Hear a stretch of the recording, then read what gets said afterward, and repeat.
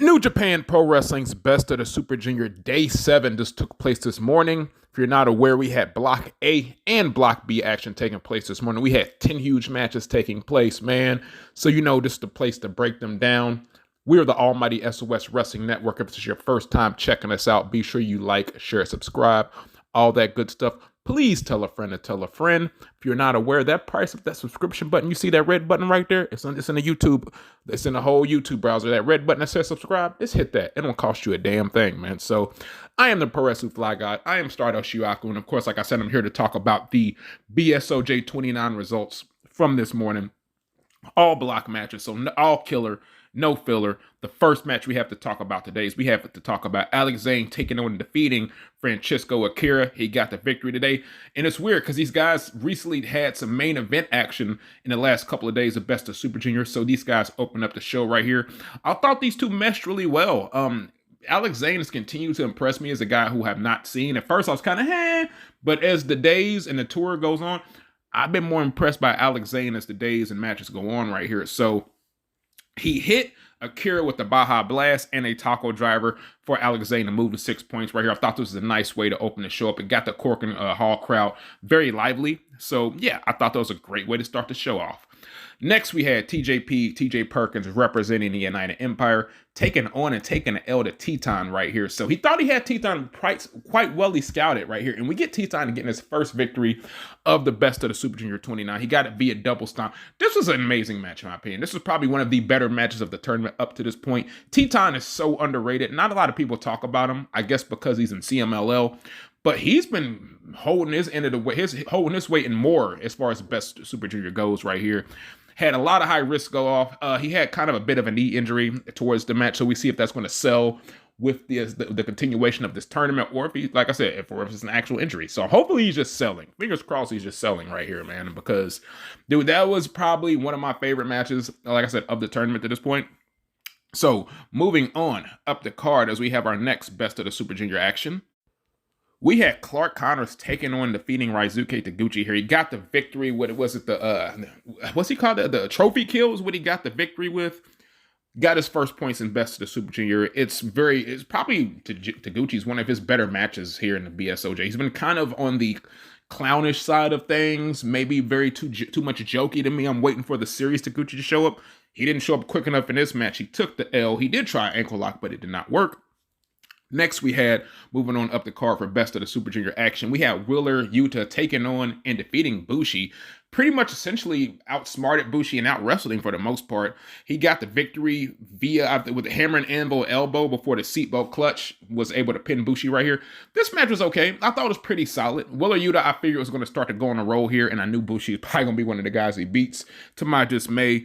But I'm not against it. Wheeler Yuta, at the end of the day, is a champion. He is the Ring of Honor Pure champion, so I can't be really too upset with him taking an L to Wheeler Yuta, excuse me.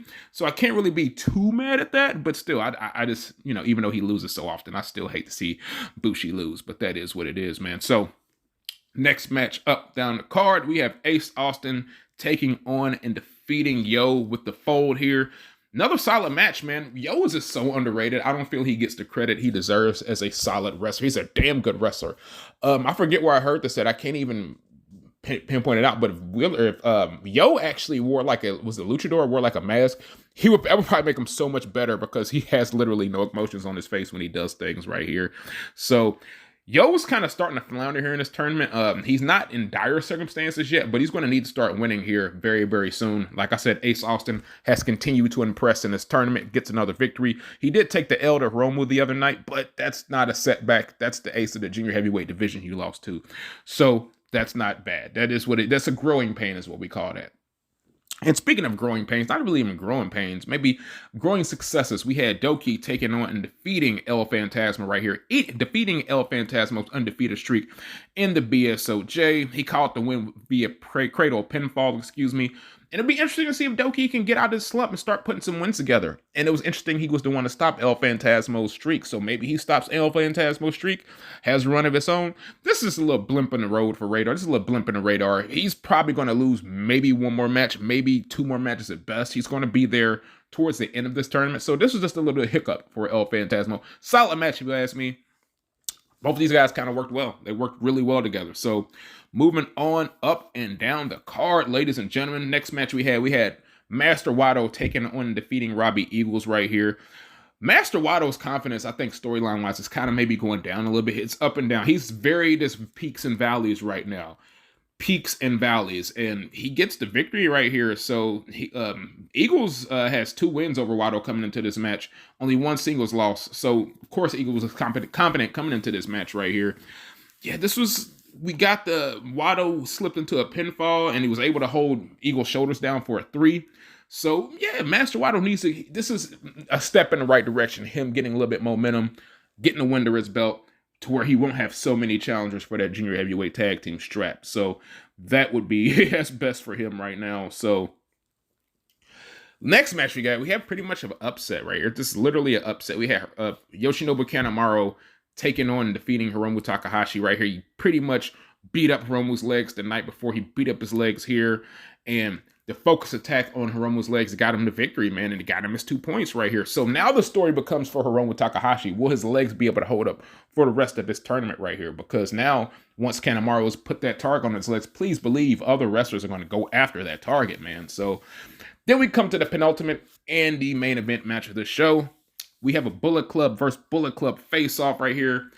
We have Taiji Ishimori, the reigning and defending IWGP Jr. Heavyweight Champion, taking on Bullet Club's House of Torture show right here. So this is pretty much a bragging rights match, if you will. Maybe the story of who's the better rule breaker between these two.